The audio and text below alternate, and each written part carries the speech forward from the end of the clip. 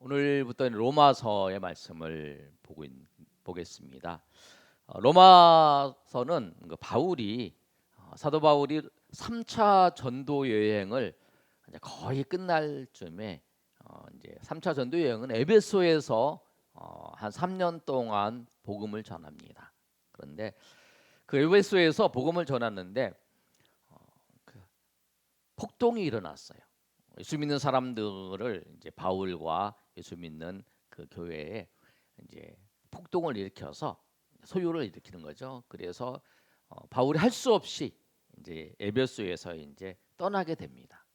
그래서 2차 전도 여행을 했던 이제 마게도냐로 가서 고린도후서를 기록하고 또 이제 다시 마게도냐에서 고린도로 갑니다. 2차 전도 여행 때 있었던 고린도에 가서 한 3개월 동안 이 고린도에 머물면서 이 바울 사도가 로마서를 기록하게 됩니다. 로마서를 기록하는 것은 바울 사도가 그 다음에 예루살렘에 가서 잡혀서 로마로 가게 되죠. 그렇게 되는 과정 속에서 이 로마서를 통해서 이 바울이 이제 로마에 가서 또 서바나 지역까지 이제 복음을 전할 그 계획을 세우고 이 로마에 편지를 쓴 거예요. 그게 로마서입니다. 로마 교회에 편지를 쓴 거죠. 그런데 이 로마 교회는 어떻게 세워졌냐면 바울 사도가 전도한 교회는 아니었습니다. 우리 신약에 나오는 많은 교회들이 바울 사도가 전도한 교회인데 이 바울 사도가 연관이 없이 세워진 교회예요. 이 로마 교회는 오순절날 성령 강림의 사건, 사도행전의 2장에 보면 오순절날 많은 사람들이 왔어요. 근데 오순절날 거기에 성령이 임하는 역사가 일어납니다.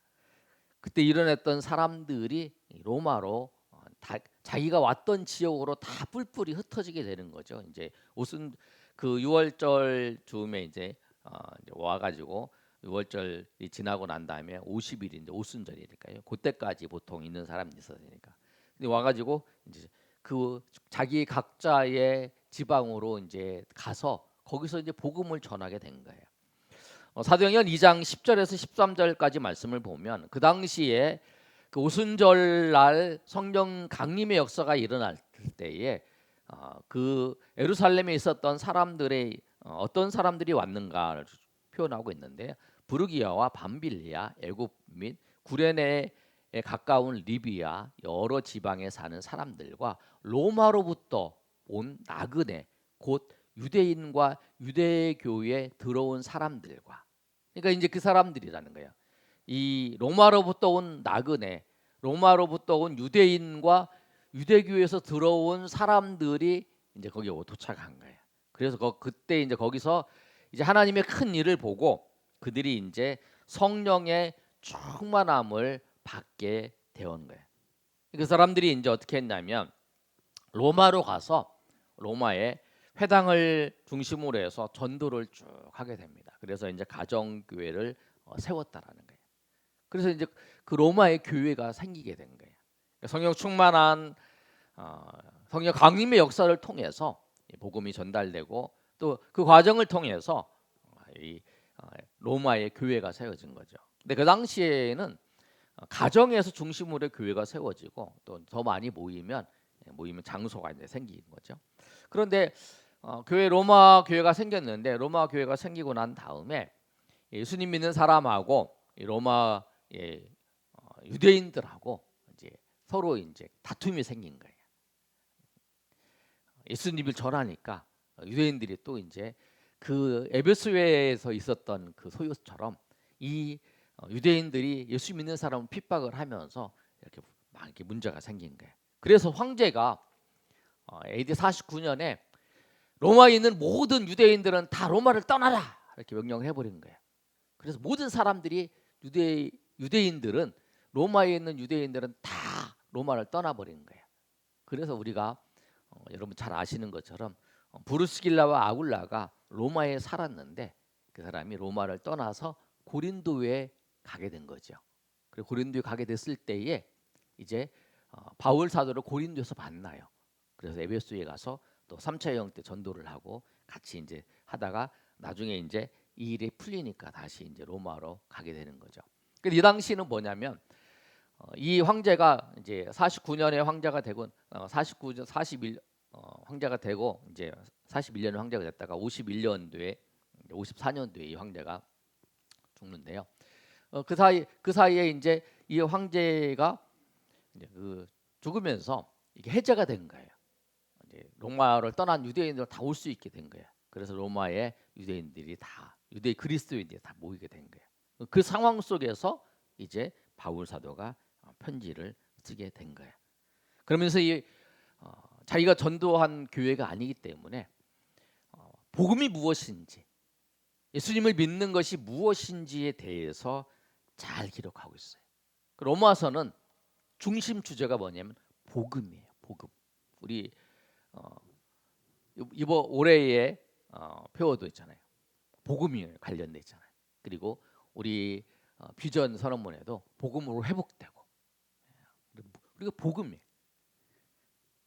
이 로마서의 주제가 복음이라는 거예요. 그래서 오늘 이 말씀처럼 오늘 우리가 이 로마서의 말씀으로 우리가 복음으로 회복되는 그런 역사가 있기를 주 예수 그리스도 이름으로 축원합니다. 복음이 뭐냐면 복음은 예수 그리스도예요. 복음이 예수 그리스도예요. 예수님이 복음이에요. 이 로마서의 핵심 구절을 로마서 1장 16절에서 17절이에요. 그 1장 16절에서 17절까지 말씀이 이 로마서의 의인은 믿음으로 살리라. 그 말씀이 핵심이지만 그 믿음으로 살고 믿음으로 의롭다 하는 것은 누구를 통해서 예수 그리스도를 통해서 우리가 의롭다함을 얻는 거예요. 그래서 예수님이 복음의 기본이죠. 그리고 그 내용이 그 예수님을 통해서 우리에게 주신 하나님의 그 메시지가 뭐냐면 1장 16절 17절까지 말씀이에요. 믿음으로 말미암아 의롭다함을 얻는 거죠. 예수님이 누구시냐면 오늘 1장 3절에서 4절까지 정확하게 아주 잘 말씀하고 있어요. 예수님은 3절에 있는 말씀 한번 읽어볼까요? 자, 시작. 그의 아들에 관하여 말하면 육신으로는 다윗의 혈통에서 나셨고 선결의 영으로는 죽은 자 가운데서 부활하사 능력으로 하나님의 아들로 선포되셨으니 곧 우리 주 예수 그리스도. 아멘. 예수님께서 육신으로는 다윗의 혈통으로 성결의 영으로서는 부활 하나님의 아들로 선포되었다라고 말씀하죠. 예수님은 다윗의 혈통으로 예수님이 나셨어요. 근데 왜 다윗의 혈통으로 나셨느냐? 예수님이 다윗의 혈통으로 나셨다고 오늘 3절에 말씀하고 있잖아요. 그의 아들에 관하여 말하면 육신으로는 다윗의 혈통으로 나셨고라고 말씀하고 있어요. 그런데 왜 나셨냐면 선지자들이 구약에 있는 모든 선지자들이 다 예수님께서 다윗의 혈통으로 나실 것이라고 예언을 했다라는 거예요. 2절에 말씀하고 있어요. 2절 한번 읽어볼까요? 시작. 이 복음은 하나님이 선지자들을 통하여 그의 아들의 그냥 성경에 미리 약속하신 것이라. 예수님은 그냥 갑자기 오신 분이 아니라 예수님은 선지자들을 통해서 구약에 예수님이 오실 거에 대해서 말씀을 하셨다라는 거예요. 그리고 특별히 우리가 이해하고 있는 선지자가 있는데 그 선지자가 뭐냐면 우리가 이사야 선지자예요. 이사야 선지자 보면 이사야 11장 1절에서부터 2절까지 다윗의 자손으로 나오실 거에 대해서 말씀하고 있는데 이렇게 말씀하고 있어요. 이새의 줄기에서 한 싹이 나며 그 뿌리에서 한 가지가 나서 결실할 것이요.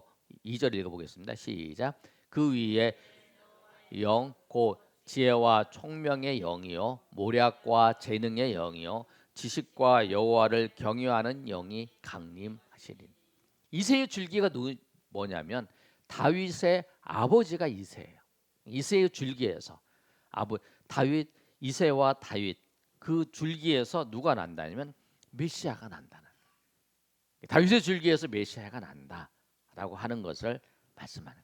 이 말씀은 뭐냐면 다윗의 줄기에서 한 사람 메시아가 태어난다라고 하는 말씀이 아니라 하나님이신 그분이, 하나님이신 성자 하나님이신 그분이 사람이 되신다라고 하는 거예요.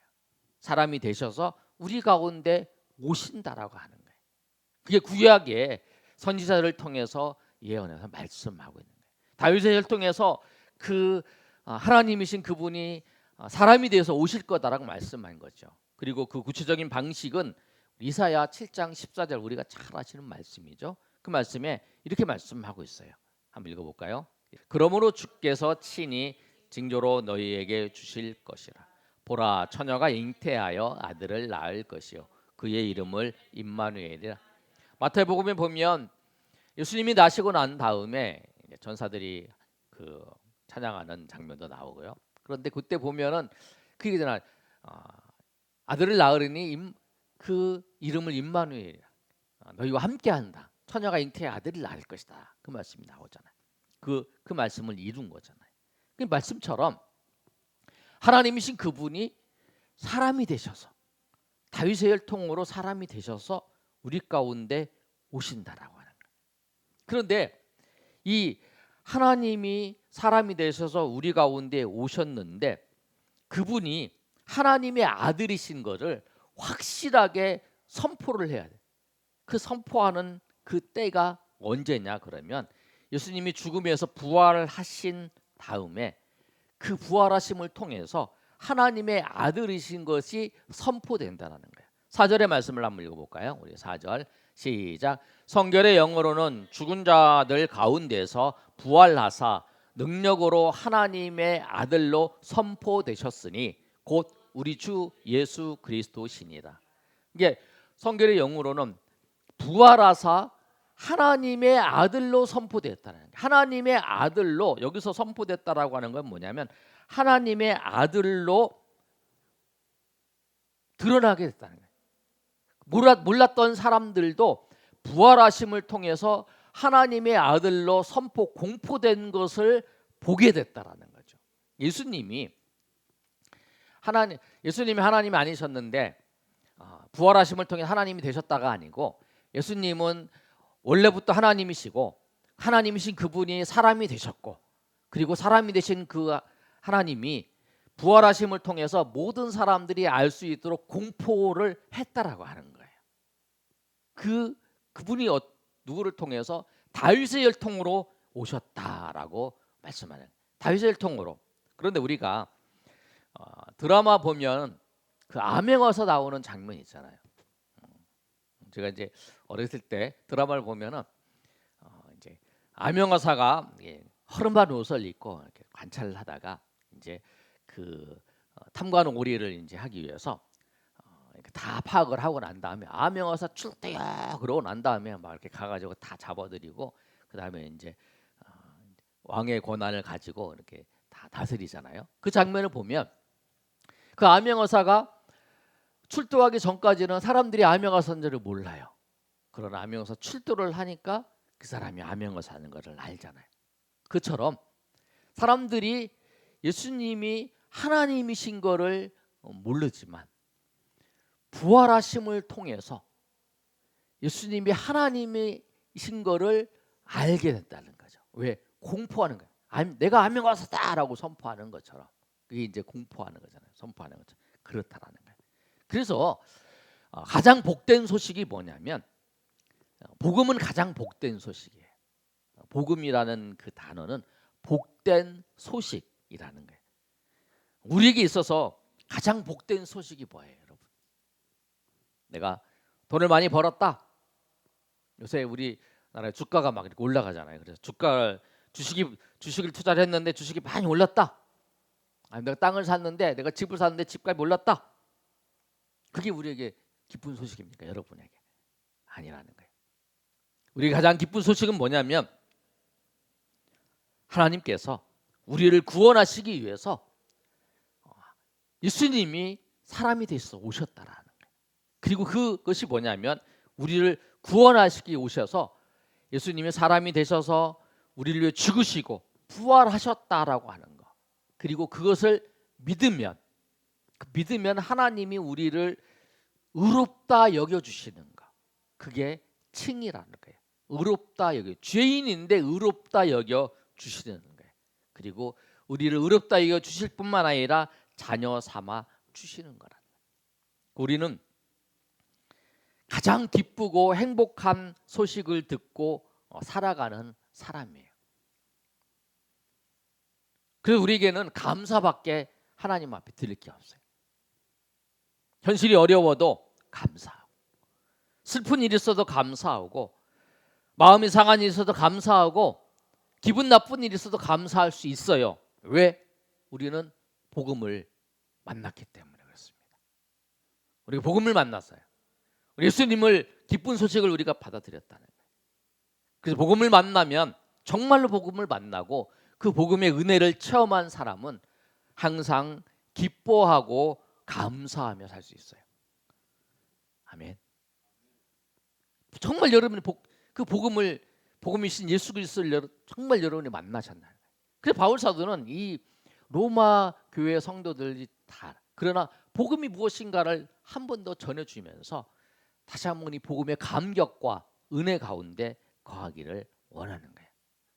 오늘 그 복음의 이제 인사말이죠. 오늘 1장 1절에서 7절까지는 인사말이에요. 그리고 제일 마지막 끝에도 이제 마무리 인사죠. 편지의 형식에 인사하는 과정 속에서 말씀하고 있죠. 그런데 복음을 받은 우리에게 있어야 될 것이 무엇이냐면 은혜와 평강입니다. 두 번째 한번 읽어볼까요? 자, 우리 제목 한번 읽어보겠습니다. 시작. 은혜와 평강. 우리가 꼭 기억할 게 뭐냐면 여러분 은혜와 평강을 꼭 기억했습니다.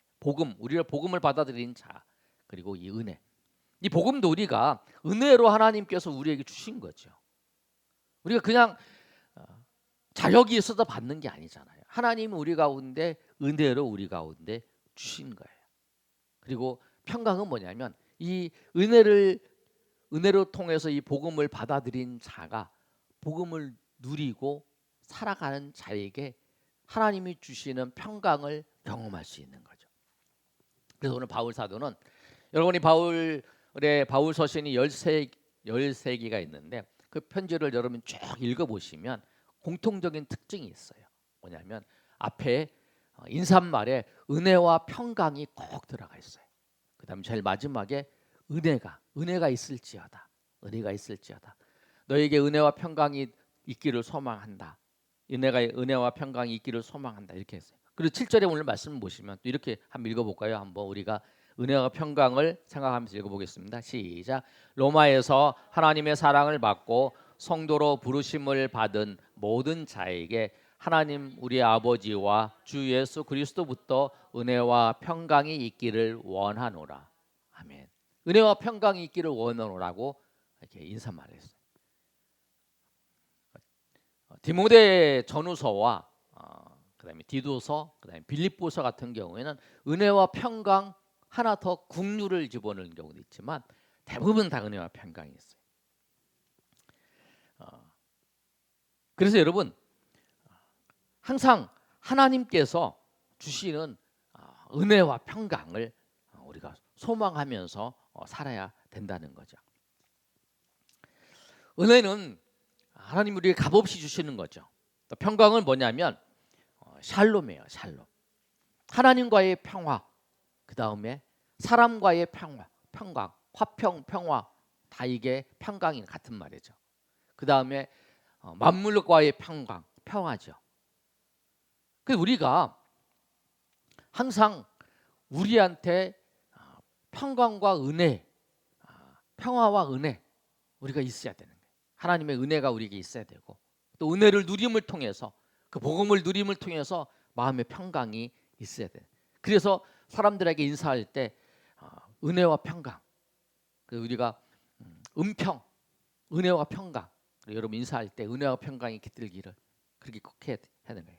여러분 인사할 때도, 여러분 우리 성도들께 인사할 때도 은혜와 평강이 깃들기를 항상 인사를 할 때도 그렇게 마음으로 기도를 해야 돼요. 그래서 우리가 항상 은혜를 항상 생각을 해야 돼요. 그래서 상대편이 잘못한 거 보면 하나님 저에게 은혜를 베푸소서. 부족한 걸 보면 하나님 나에게 하나님 은혜를 베푸시고 평강을 부어 주소서. 이렇게 항상 해야 된다. 그래 마음이 편해요. 상대가 나한테 잘못한 거 있어요. 생각하면 성질나고 힘들고 그렇지만 그럴 때에 우리가 꼭 기억해야 할 은혜와 평강. 하나님 은혜를 베푸소서. 하나님 그리고 나에게는 하나님 평강을 주소서. 그러니까 우리가 어떤 상황을 만날 때마다 누구를 만날 때마다 하나님 은혜를 베푸소서. 저 사람에게 은혜를 베푸소서. 하나님 은혜를 베푸소서. 그리고 나에게 하나님 평강을 주소서. 또 저 사람에게도 평강을 주소서. 그리고 우리가 빌어줄 거는 뭐냐면 성도들끼리 빌어줄 거 은혜와 평강이라는 거예요. 그걸 빌어줘야 돼요. 그러니까 바울 사도가 편지 첫 번째 또 마지막에 그리고 이 편지들을 교회에서 초대교회 성도들이 예배를 드릴 때에 읽었어요. 쭉 읽은 거예요. 그런데 빌어줄 거는 그거라는 거예요. 그래서 내가 항상 생각을 해요. 내가 정말 나는 나를 위해서 은혜와 평강을 하나님의 은혜와 평강을 구하고 있는가? 여러분 불안한 일 있잖아요. 또 우리 인생 살다가 어려운 일 있잖아요. 마음이 막 불안하고 이게 어떻게 될까 나에게 막 그러잖아요. 그럴 때에도 하나님 나에게 평강을 주소서. 하나님 나에게 평강을 주소서. 빌립보서 4장 6절에 그 말씀 있잖아요. 아무것도 염려하지 말고 다만 모든 일에 기도와 간구로 너희 구할 것을 감사함으로 하나님께 아뢰라. 그래야면 모든 지각에 뛰어난 하나님의 평강이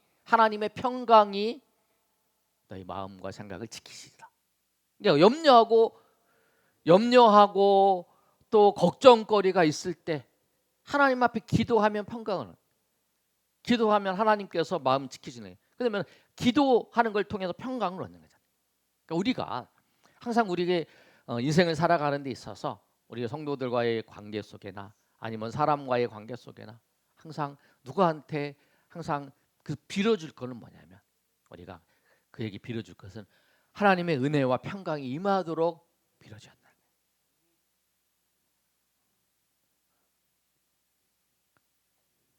자녀가 말을 안 듣고 누구 주변에 가는데 누가 여러분에게 마음에 안 드는 사람이 있어도 하나님 저 사람한테 은혜가 임하게 해주소서. 그렇게 그래야 내가 편해요. 내가 사는 거예요. 그래 내가 편해. 왜? 그래야 하나님의 평강이 내가 임하니까. 그래서 바울 사도가 그걸 아는 거예요. 그래서 편지 처음에 항상 은혜와 평강이 깃들기를 소망한다. 고린도 교회에도 하나님의 그 다투고 그 다음에 분쟁하고 막 그러지만 그 교회에도 하나님의 은혜와 평강이 임하기를 기대한다. 그다음에 마지막에 하나님의 은혜가 너에게 있을지어다. 그 은혜가 얼마나 중요해요. 그러니까 은혜를 항상 나에게도 은혜를 임하고 다른 사람에게 은혜가 임하기를 구해야 된다는 거예요. 그래서 오늘 이 말씀처럼 두 가지를 오늘 1장 1절에서 7절까지 말씀을 통해서 바울이 로마 교회에 편지한 내용을 통해서 우리가 살펴봤어요. 복음이 무엇이냐? 복음은 예수 그리스도를 통한 하나님의 우리에게 주신 은혜라는 거예요. 그리고 그 은혜가 우리의 삶 가운데 기쁨을 주고 우리에게 삶 가운데 우리의 삶을 통해서 감사하게 한다는 거예요.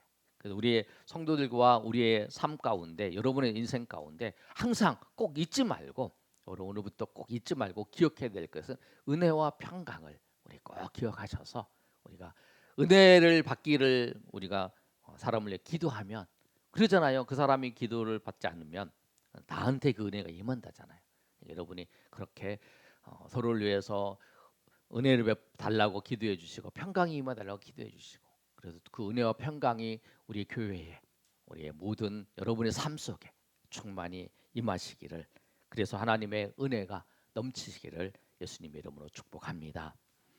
말씀의 결론을 하면 오늘 말씀은 바울이 로마 교회에 쓴 편지예요. 바울이 로마 교회 성도들에게 복음을 정확히 알고 복음으로 인한 기쁨과 감격 속에 살아가라고 말씀하는 거죠. 그러기 위해서 이 편지를 쓴 거죠.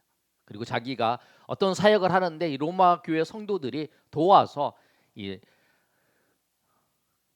스페인까지 서바나까지 가서 복음을 전하는 데 있어서 같이 협력하자라고 하면서 편지를 쓴 내용인데, 이 말씀을 통해서 우리가 복음이 무엇인가를 다시 한번 깊이 깨닫고, 바울이 성도들에게 은혜와 평강을 빌었던 것처럼 우리도 모든 성도와 모든 관계 속에서 은혜와 평강을 구하며 우리 평강을 빌며, 또 그렇게 해서 은혜와 평강이 우리의 삶의 모든 중심이 되어서 은혜와 평강으로 하나님의 기쁨과 감격과 은혜 속에서 날마다 살아가시는 저 여러분 되시기를 예수님의 이름으로 축원합니다. 아멘.